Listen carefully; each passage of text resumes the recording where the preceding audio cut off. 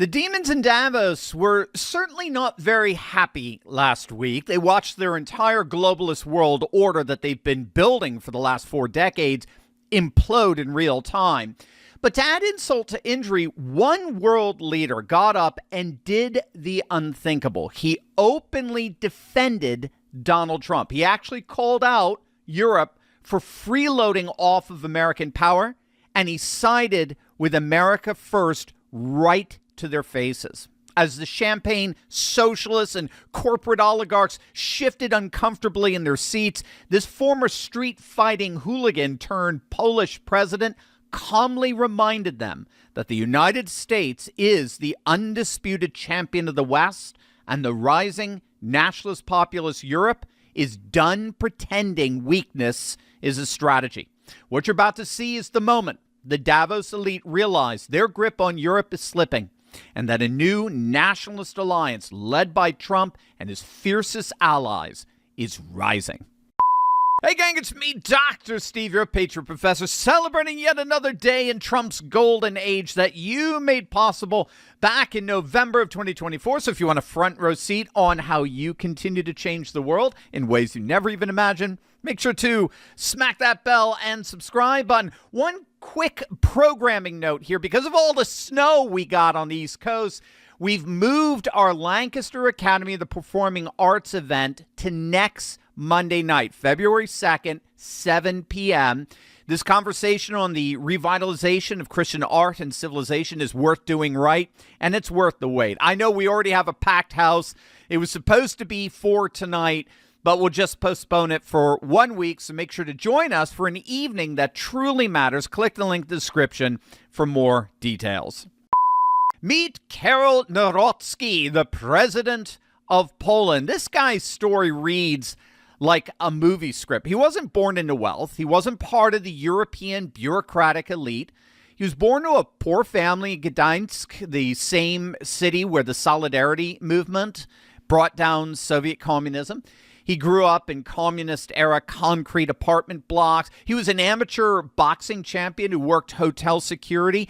And here's where it gets interesting. He participated in organized football hooligan brawls. I kid you not. We're talking like 70-person gang fights between rival soccer fans that lasted over like 6 minutes and were prearranged like something out of Fight Club. Well, Nawrocki didn't stay on the streets. He earned a PhD in humanities. He became a historian specializing in anti-communist resistance movements, and he eventually ran Poland's Institute of National Remembrance. That's the government body that investigates Nazi and communist-era crimes. He directed the Museum of World War II in Gdańsk and authored, 7 books? This is a guy who understands what tyranny looks like because he lived it, and he's promised that it will never be allowed to come close to the continent of Europe ever again. And in May of 2025, he got his wish. He was running for president of Poland, and President Trump actually invited Nawrocki, who had never held political office before, to the White House. Trump looked him in the eye and said, "You're going to win. You're going to do this." And you know what the European establishment did? They flipped out. They lost their minds.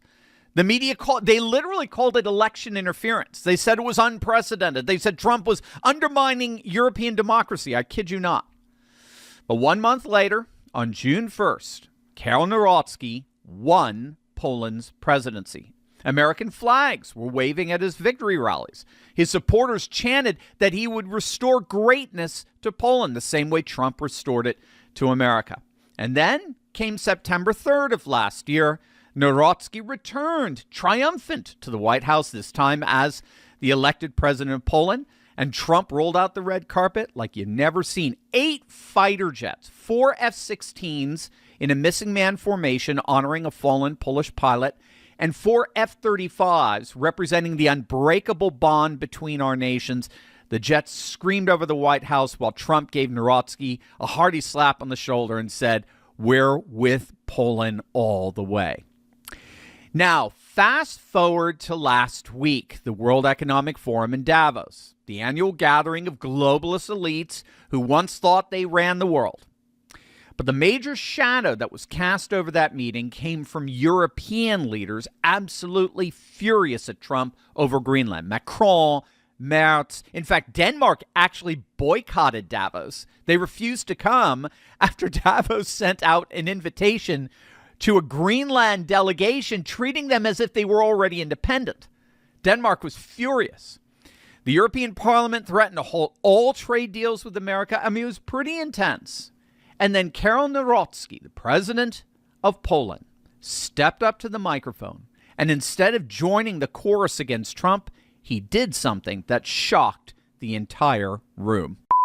But first of all, these champagne socialists are living the high life, often from your tax dollars. I know a lot of you are feeling the financial squeeze right now. I mean, everything costs more, but paychecks haven't gone up. And honestly, I mean, the usual advice, just get a second job. It's not realistic for most of us. So I want to share something absolutely amazing that I've discovered. I'm so excited about this. It's what I call a ghost economy in the online book market. It's a $2.7 billion, you heard that right, billion with a B, industry that most people have absolutely no idea it exists. That's why I call it a ghost industry. And here's how it works. It's actually amazing, and it's simple. The online book market is incredibly fragmented. So the same book can be priced at $5 on one website and $65 on another, simply because these platforms don't communicate with each other.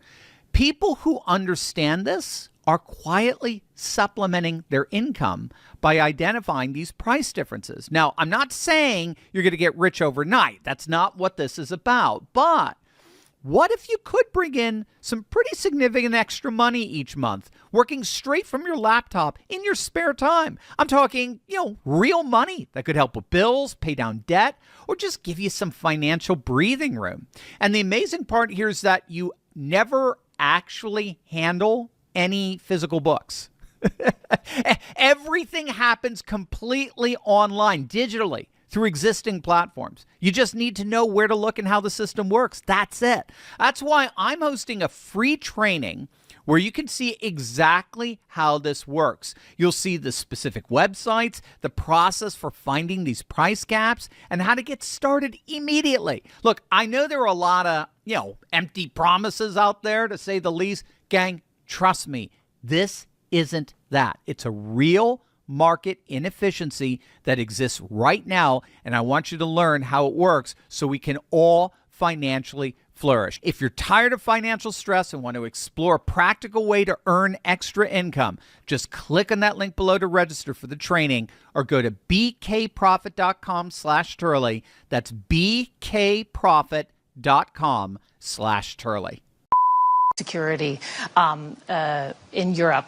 You've turned the term to the Greenland dispute, and again, this was a comment that I understand you made last week, a matter between the Danish Prime Minister and President Trump. Just briefly, do you still stand by that after everything that you've seen in the past days and weeks? Of course, United States of America are the most important Polish bilateral ally, but we also appreciate a lot NATO. We are the part of NATO, and we feel responsible for NATO. This is the biggest alliance in the history of 20th century. I think, like Mark Rutte, the NATO is stable, NATO is solidifying, but we of course recognize some problems about the Greenland. And I'm looking at the problem of Greenland from the strategic side. We have Chinese, we have Russian. We feel in Poland Russian threat for 3 centuries even, and we understand it at all in eastern flank of NATO.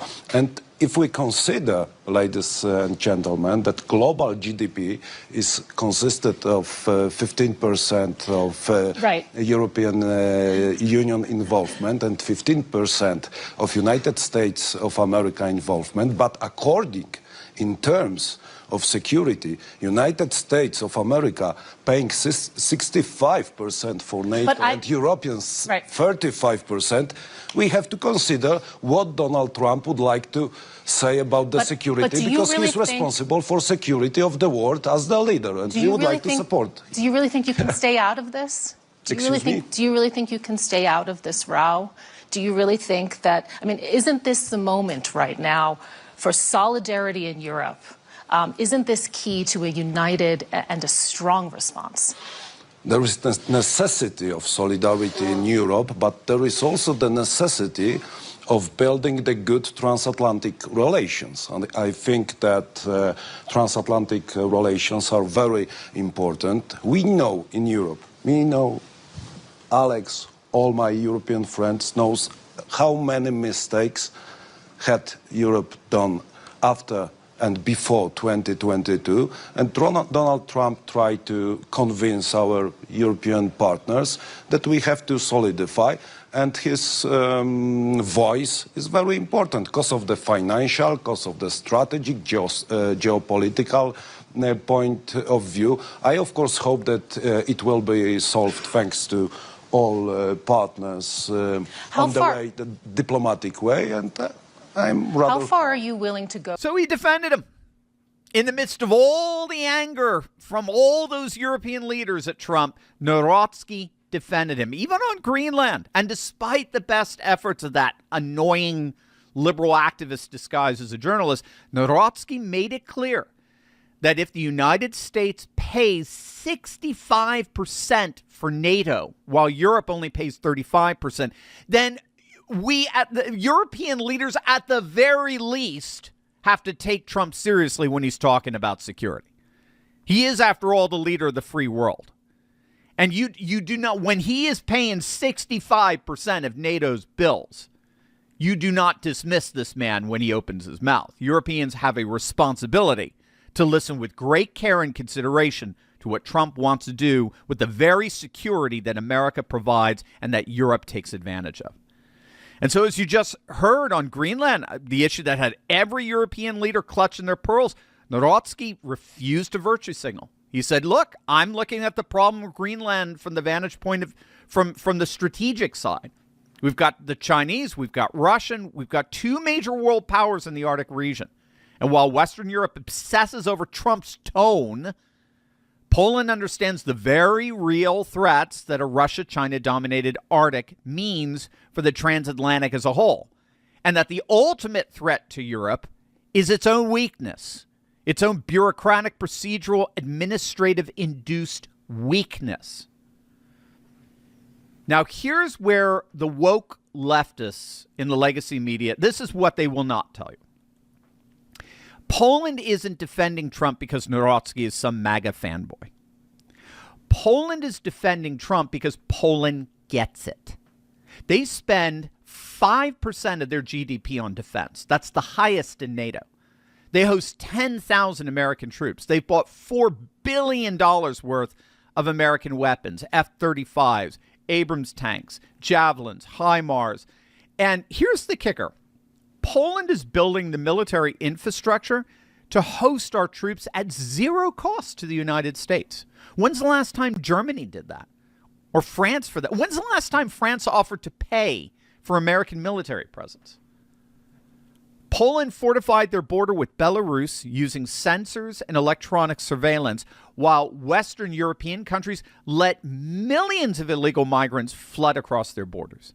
Poland understands that borders matter. Sovereignty matters. And when you share a border with Russia and Belarus, you don't have the luxury of pretending weakness is a virtue.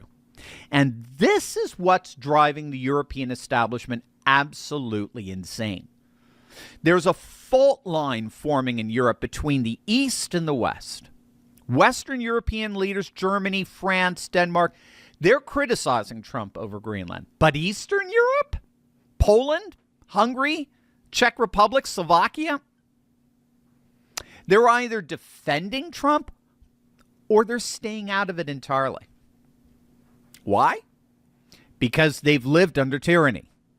They know what Russian tanks rolling across your border looks like.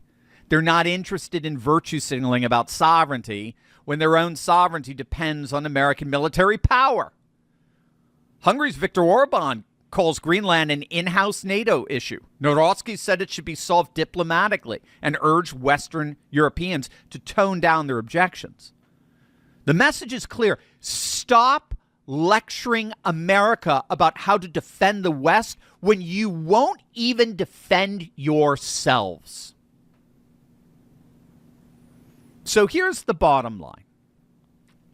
While Western Europe clutches its pearls over Trump's rhetoric, Poland is building the largest army in Central Europe, hosting American troops and buying billions in U.S. weapons. While globalists at Davos talk about new world orders and middle powers uniting, Poland's president is standing up and saying a new civilizationalist order is rising, and America is at the very center of that new order. Not Denmark, not France, no one else, America. Trump bet on a 42-year-old historian with a hooligan past. And as usual, Trump's bet paid off. Narodsky is actively reshaping Europe. A Western alliance of making Europe great again nations is in the works. And Poland is leading the way.